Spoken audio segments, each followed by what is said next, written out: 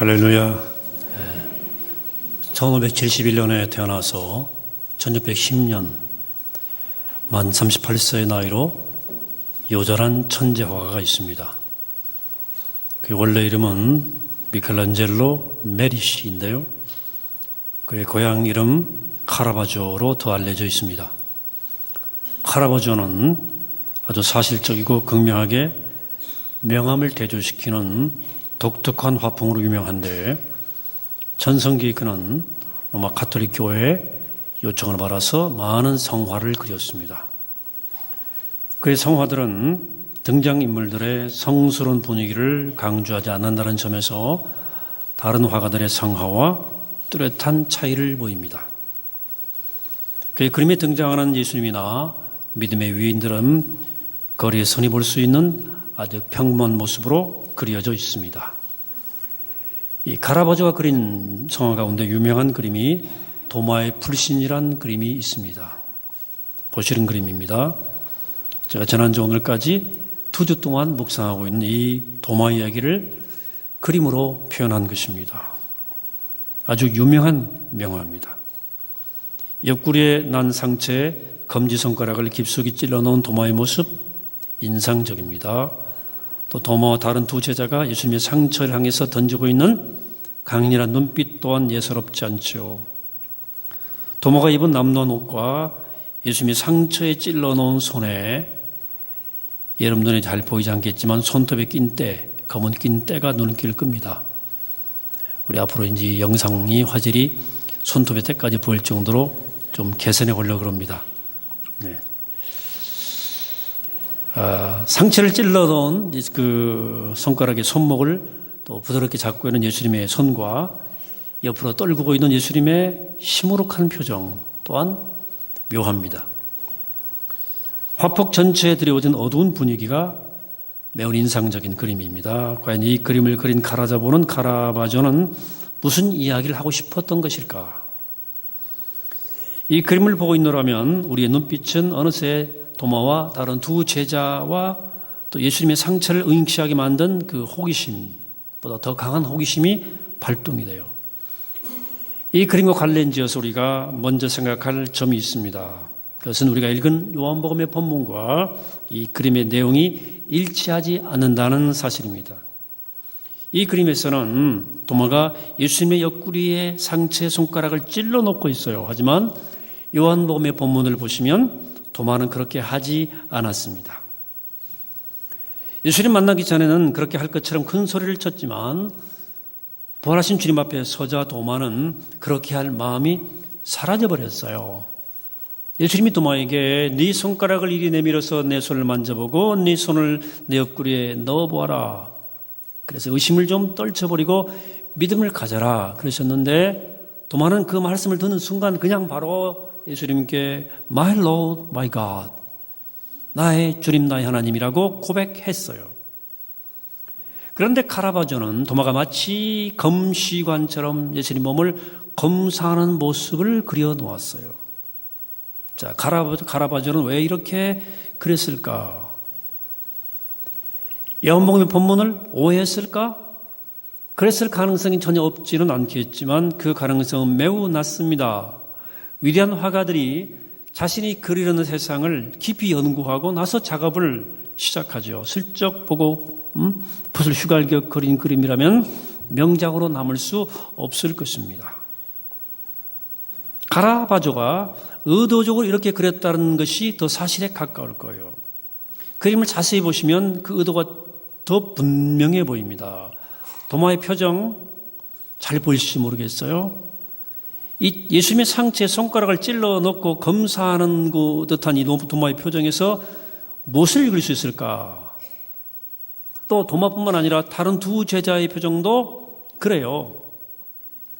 어쨌든 거기 놀라움도 있고 호기심도 보이긴 보여요. 또 뒤쪽에 있는 제자의 표정은 조금 마뜩지 않은 혹은 민망한 징그러워하는 표정까지 읽을 수 있어요. 하지만 이 사람들이 이적을 목도한 사람에게 느껴지는 신비로움과 경이로움의 표정, 감탄의 표정은 도대체 볼 수가 없습니다. 도마의 표정만을 보면 그 사실이 더욱더 두드러져요. 과연 도마가 그의 손가락을 예수님의 상지에서 빼낸 다음에 나의 주님, 나의 하나님이라고 고백했을 것 같은가? 화복 전체를 압도하고 있는 이 어두운 분위기를 볼 때 도대체 그럴 것 같아 보이지 않는다는 데 문제가 있습니다. 이 모든 정황을 종합해 볼 때 제 생각에는 손가락을 빼낸 후에 도마가 고개를 갸우뚱 계속 저으면서 이렇게 말했을 것 같습니다. 거참 알 수 없네. 창 조금 맞기는 맞는데 죽은 사람으로부터 부활했다는 예수님 말씀이 맞는 것 같은데 어떻게 이런 일이 있을 수 있나?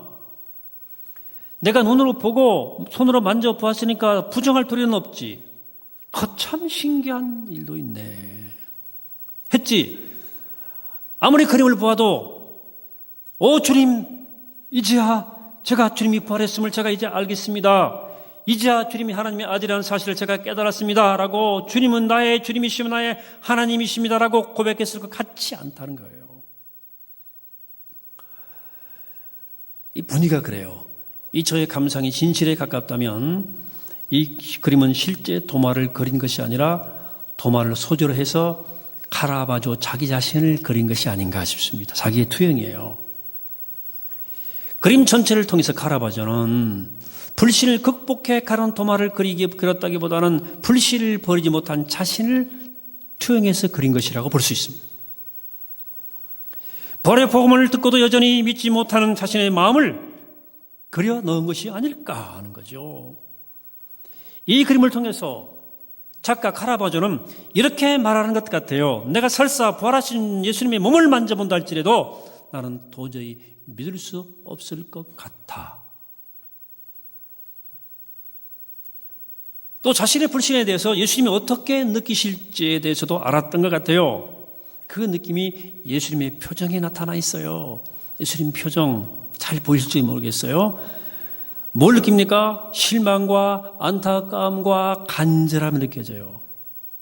마치 네가 내 상처를 만져보고도 여전히 믿지 못하는구나. 내가 무엇을 너한테 더해줘야 네가 믿겠냐? 고 말씀하는 것 같아요. 근데 카라바조의 도마는 그 눈길 피하고 있어요. 그런 믿기 위해서 상처 자국을 만지고 있는 것이라기보다는 믿지 못하기 때문에 예수님 눈길을 피하기 위해서 상처를 그냥 매만지는 것 같습니다. 자, 이제 실제 카라바조라는 사람, 어떤 사람이었을까 하는 거죠. 그런 천재적인 재능이 아까울 정도로 불운하고 방탕스럽고 또한 비극적 삶을 산 광기의 화가였습니다. 나폴리, 시칠리, 로마 등에서 활동하면서 화가로 명성을 떨치게 했는데 아주 괴팍해가지고 많은 문제를 끝없이 일으켰어요. 그에게 믿음이 있었는지 없었는지는 확인할 길이 없지만 굴곡 많은 그의 삶과 그 여정과 그의 행동을 보건대 믿음의 사람처럼 보이지는 않습니다. 그가 우발적으로 한 사람을 살해하고 그리고 교황청의 수배를 피해서 그 인생 후반기를 도피자로 전전했었거든요. 도피하는 중에 끝없는 불화와 싸움으로 편 날이 없었던 작가예요. 그렇게 도피를 거듭하다가 비참하게 객사했습니다. 그런 예술가로서의 천부적 재능과 영감으로 많은 성화를 남겼지만 정작 그 자신은 참다운 믿음에 이르지 못했던 것 같습니다. 자, 카라바조의 성화들이 보는 사람들에게 매력적인 이유가 여기 있는지도 모르겠어요. 그런 믿음이 돈독한 사람으로서 성화를 통해서 자신의 믿음을 전해주려고 한 사람이 아니었습니다. 오히려 그런 믿지 못하는 사람으로서 자신의 회의와 질문과 불신을 화폭에 담았던 것 같아요. 그렇기 때문에 그의 성화들에서는 거룩한 분위기를 느끼기는 어렵습니다. 이것이 거룩한 성화에 익숙한 사람들에게 신선했던 거예요. 그리고 성화 안에 담긴 의문과 회의에 찬 분위기가 보는 사람들에게 예술적 영감을 준 것 같아요.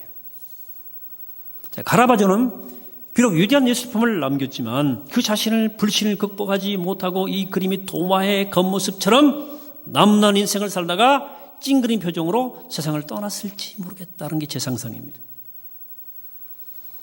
그의 불신은 그림에 반영되어 있는 반영되어 보는 사람들의 마음을 매료시키는 역할을 했지만 정작 그 자신은 그 불신으로 인해서 영원한 어둠에 처했을지 모릅니다. 여기서 처했을지 모른다고 하는 말은 이유는 한 사람의 구원의 문제를 인간의 시각으로 단정 지을 수 없기 때문입니다. 다만 여러 가지 정황으로 볼 때 그랬을 가능성이 커 보인다는 얘기예요. 그 많은 상황을 그리면서 성서 이야기를 연구하고 씨름하기를 얼마나 많이 했겠습니까? 그런데도 그것이 자신에게는 아무런 유익을 끼치지 못했다. 이 얼마나 안타까운 일이겠습니까? 저는 이 그림을 두고 묵상하면서 카라바조의 도마가 왜 믿음에 이르지 못했을까 하는 질문을 했어요. 두 가지 이유가 생각났습니다.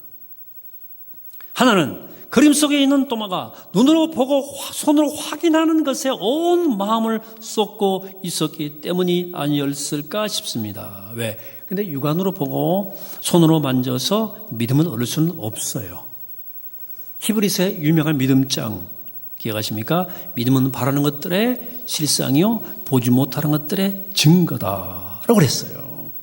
믿음은 이처럼 아직 손에 쥐어지지 않은 것들 바라보는 거예요. 그리고 눈으로 확인할 수 없는 것들을 믿는 거예요. 그러므로 손으로 만져보고 육안으로 확인하여 믿으려 하면 믿을 수 없다는 거예요. 또 다른 이유는 그림 속에 있는 도마가 예수님의 몸에 있는 상처에 집중했기 때문이 아닐까. 예수님 만났으면 그 상처에서 눈을 떼고 예수님 눈을 쳐다봤어야 돼요. 그랬다면 그런 예수님의 눈동자 속에서 타오르는 이글거리는 영원한 생명의 빛을 마음으로 보았을 거예요. 아이리언 하트라고 하는 현대 성상 작가가 이 도마의 의심이라는 그림을 떠그렸어요. 좀 이게 그림이 선명한 그림은 아닌데요. 도마가 예수님의 손에 이끌려 상처에 손을 대고 있는데 눈으로는 예수를 쳐다보는 장면입니다.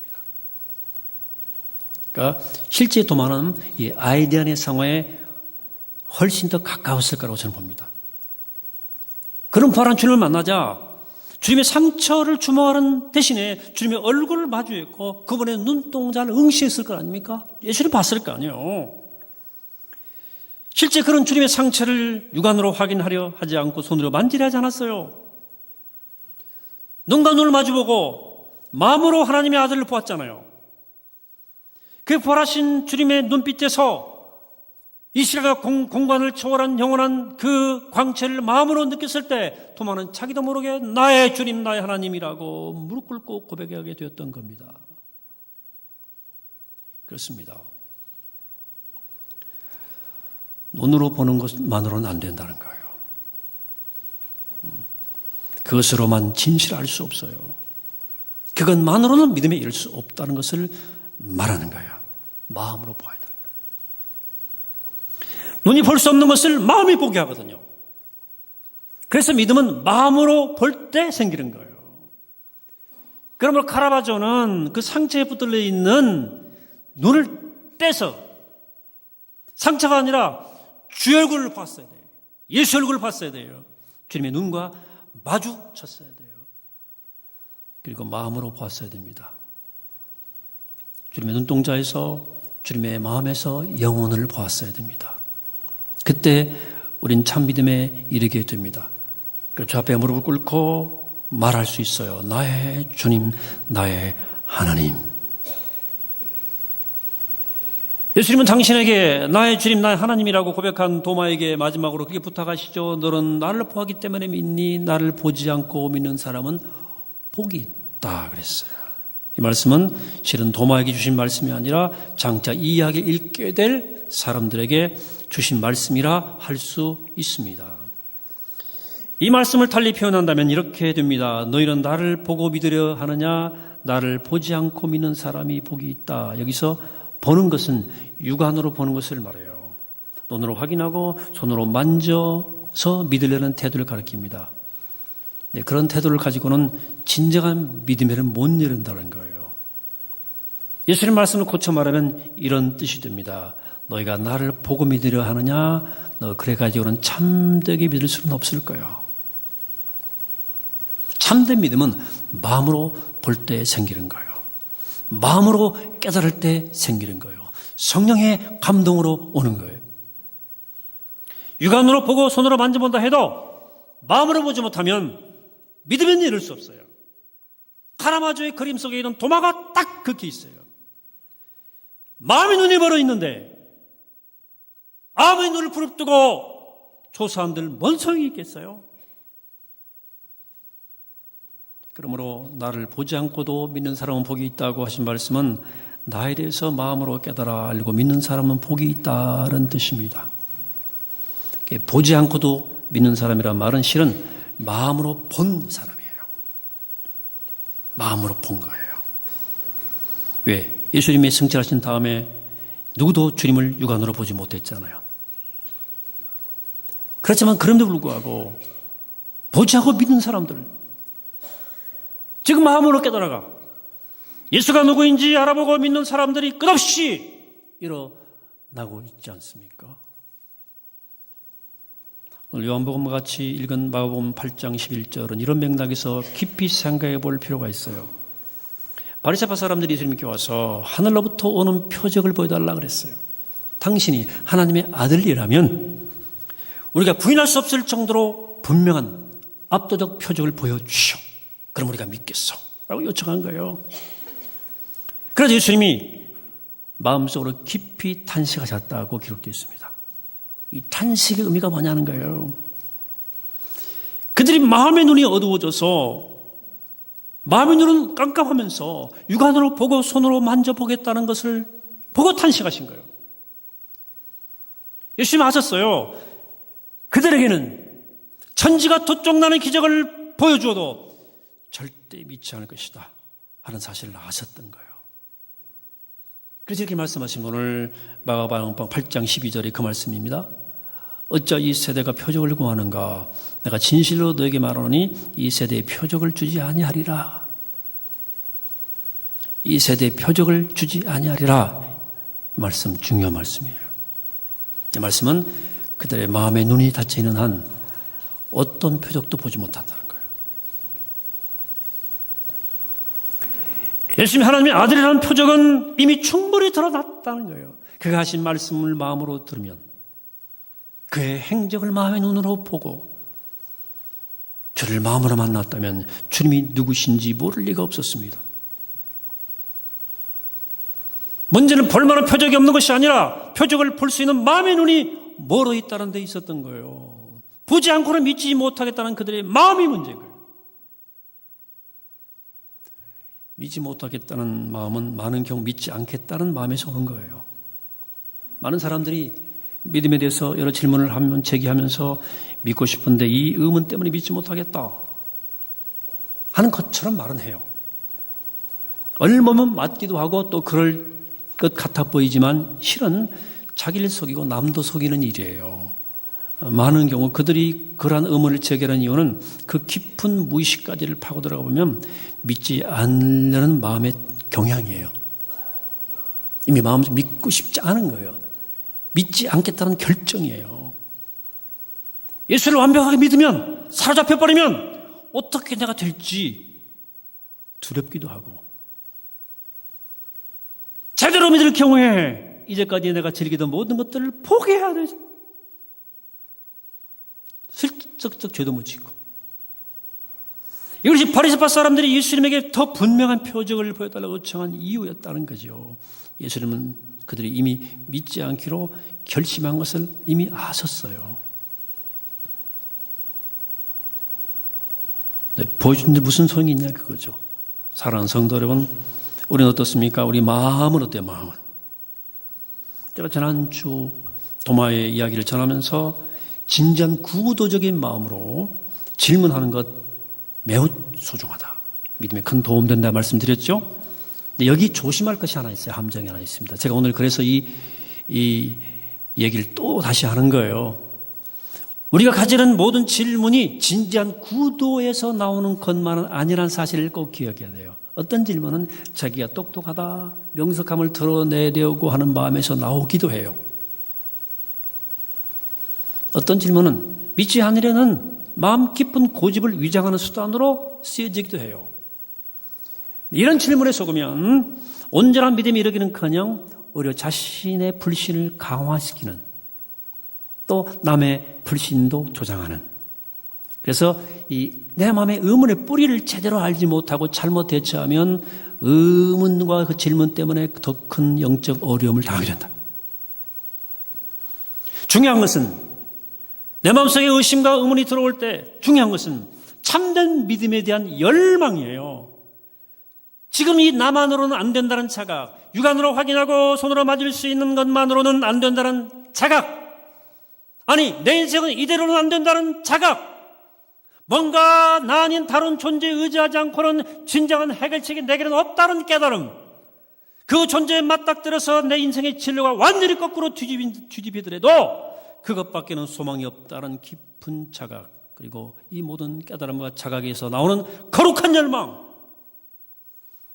내가 그 어떤 변화와 희생을 치르더라도 정말로 참되고 영원한 존재를 만나야 되겠다는 열망, 이 열망이 필요한 거예요. 이 순결한 열망 없이 아무리 많은 의문을 제기하고 아무리 많은 시간 토론해봐도 헛수고다. 그러므로 참된 구도자, 참된 그리스도인은 이 열망을 품고 진지하게 말씀을 읽습니다. 무릎 꿇고 경건한 마음으로 하나님 말씀, 성경 말씀을 대하는 것은 바로 예수님의 눈을 똑바로 응시하는 것과 같아요. 참된 구도자는 이 열망을 품고 십자가를 바라봅니다. 예수님의 생애와 죽음과 부활을 생각하며 십자가를 바라보는 것은 주님의 눈동자를 바라본 것과 똑같아요. 정말 참된 구도자는 이 간절한 열망을 가지고 기도합니다. 기도를 통해 영으로 함께 하시는 주님을 만나기를 구합니다. 이것이 주님의 눈동자를 바라보는 거예요. 참된 구도자는 열망을 가지고 예배를 사모하고 예배에 참여합니다. 신령과 진정으로 예배 드리는 것이 곧 주님의 눈동자를 바라보는 일입니다. 참된 구도자는 이 열망을 가지고 만나는 사람들을 사랑합니다.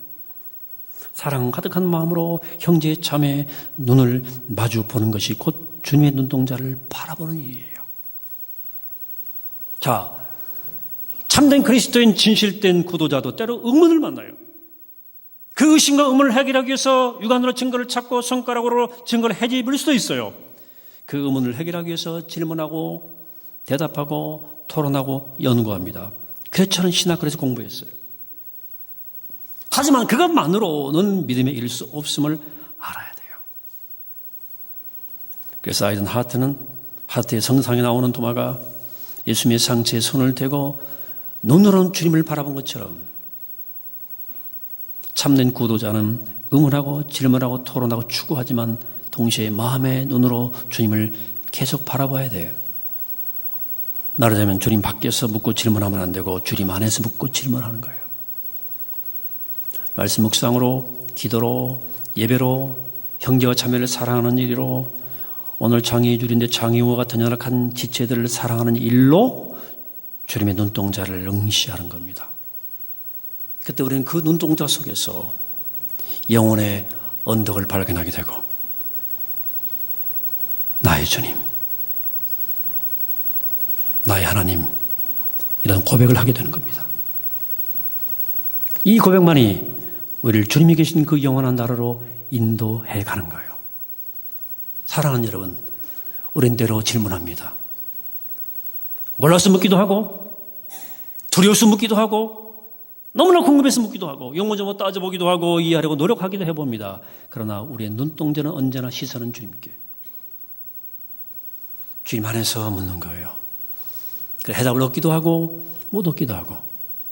그러나 이 모든 과정을 통해서 우리는 결국 우리에게 다가오시고 당신 자신을 우리에게 계시해 주시는 나의 하나님, 나의 주님을 만나게 되는 겁니다.